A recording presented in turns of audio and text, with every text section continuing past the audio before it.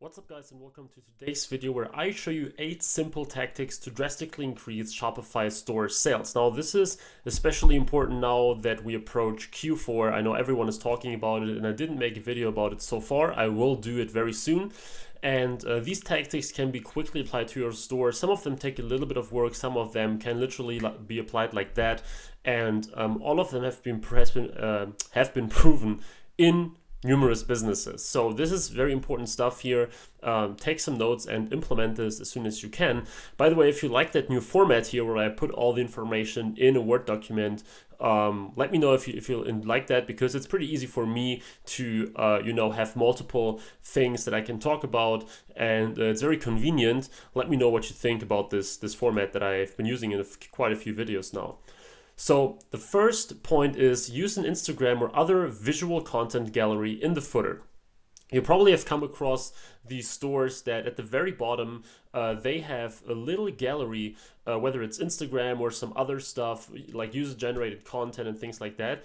And this is really, really effective, because whenever I looked at these sites with Hotjar, for example, I saw that many people are actually looking at them. So people see your normal product images and they know that these are super polished images that you put there in the best way possible. But when they see that user-generated content, or of course, pictures that influencers made with your products, they know that even though you want these pictures, of course, to look at as good as possible, they are still not professionally shot in a studio or something, at least not most of the time. And people are very interested to see how your products look like there. And also, it's a lot of additional social proof for your business, of course, if people see that, whether it's influencers or normal buyers, whether they have pictures with your products already. And it doesn't have to always be the picture that is also on the product page, because of course then you would need like hundreds and hundreds of pictures. It can just be all kind of pictures about your products or about your brand. Just give people that extra social proof and more information and more content about your products. It's very important.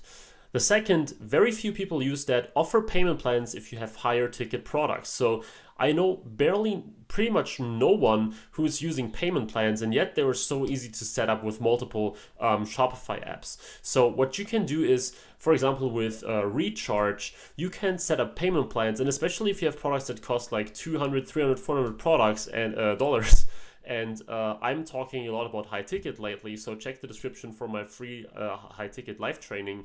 High ticket is so powerful, and if you have payment plans, you can drastically increase your conversion rates. Like, there are always people who don't want to pay $200 at once. They rather pay like 4 times $50, or with $300, 3 times $100. Of course, you can also put a markup on there so that people who pay in payment plans and installments, they have to pay a little bit more, because you have the risk of of payment not getting through, or people not paying and things like that, so that you put a markup on top of that.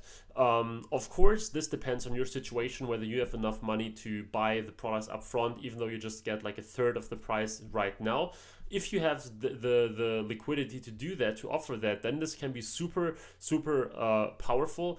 If not, of course, it is hard to do these kind of things if you just have a very, very limited budget and you're not able to finance the orders by yourself. But if you do this, this will definitely increase your conversion rate. Also, something that very few people use, if Amazon Payments is available in your country, think about using it. So when we use Amazon Payments, we always see a spike in conversions, because first of all, people see the Amazon logo and it immediately creates a ton of trust. People know Amazon, people trust Amazon, most people have an Amazon account.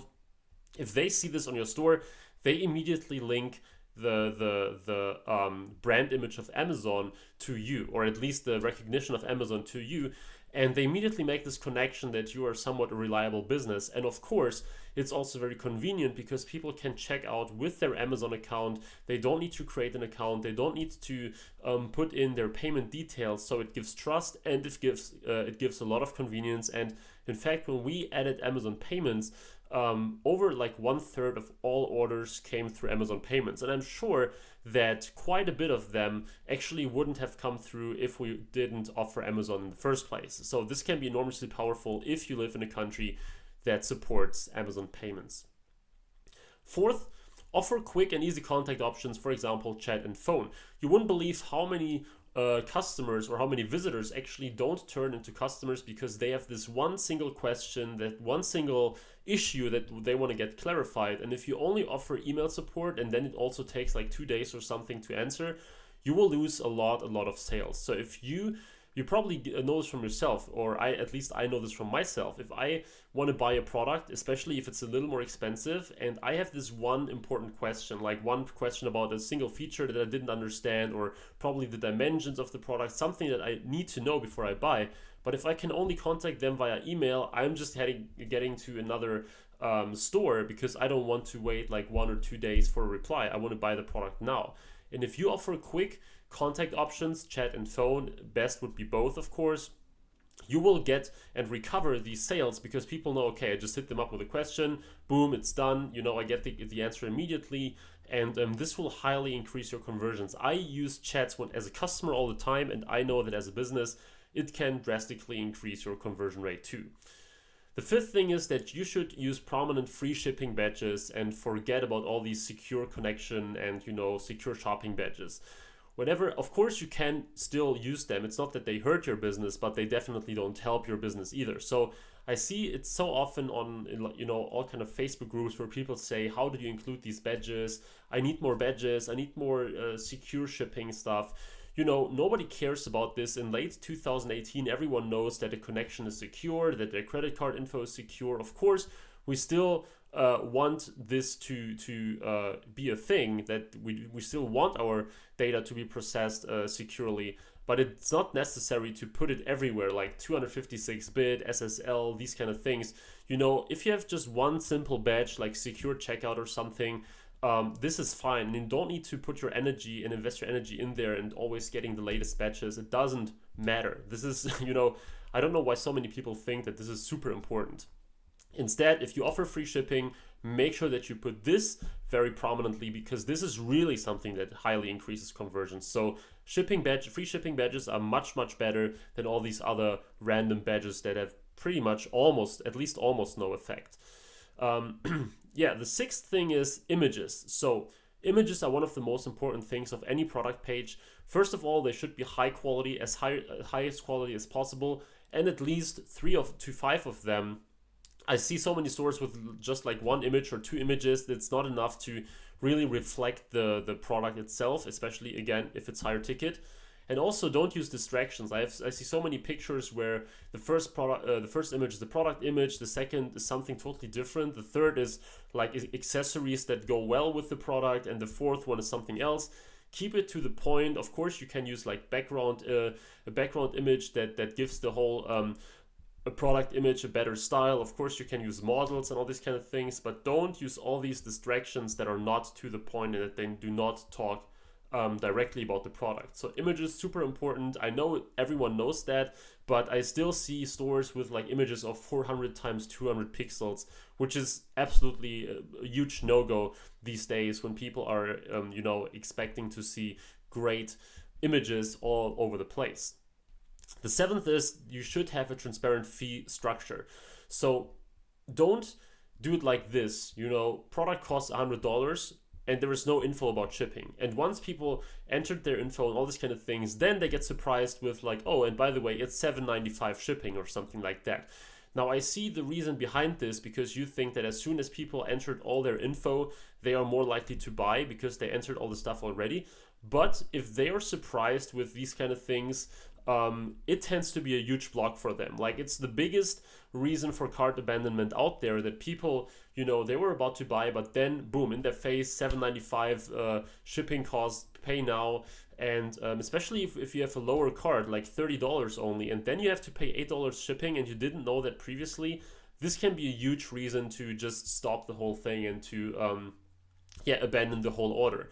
So be transparent up front. Of course, this means that some people won't buy in the first place, but it's always better to be transparent so that people can calculate this while they're looking at the product, instead of in the very end, there's just this little word there, oh, by the way, $7.95, and they're like, damn, I thought this would be, cheaper or free or whatever, and they already made up their mind, but then they get this in their face and it's a very bad thing compared to just being upfront and transparent with this. And the last thing, remove pop-ups and unnecessary snippets and code.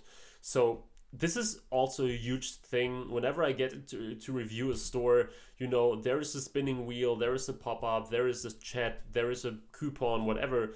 And especially on mobile, this gets so annoying. Like, they have its usage. Like, pop-ups can be great for exit intent sometimes. They can be great if they are triggered at specific places or after a certain amount of time.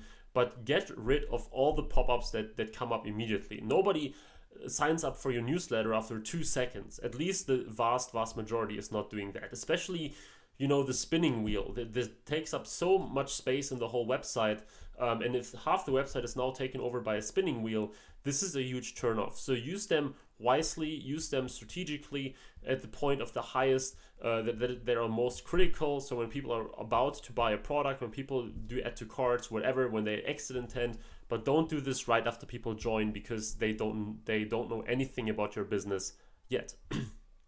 All right, so this being said, these were my 8 points that are very important. Of course, I could go on and on and on and do like 50 points here, but I think, you know, some of them were at least a little bit new. I know that some of them were also, pretty much everyone knows them, but still I see so many people not applying this. So I made sure that I have 8 points that are a mix of somewhat new stuff here and there and also very important stuff, because I believe that all 8 of them should be applied in your business, no matter whether you sell high or low ticket stuff. This being said, guys, I really hope that you got something of value out of here today. If you did, please leave a like and please subscribe for more info. And yeah, glad that you viewed this video to this point, and I will see you tomorrow with the next video. Thanks for watching, guys. Bye bye.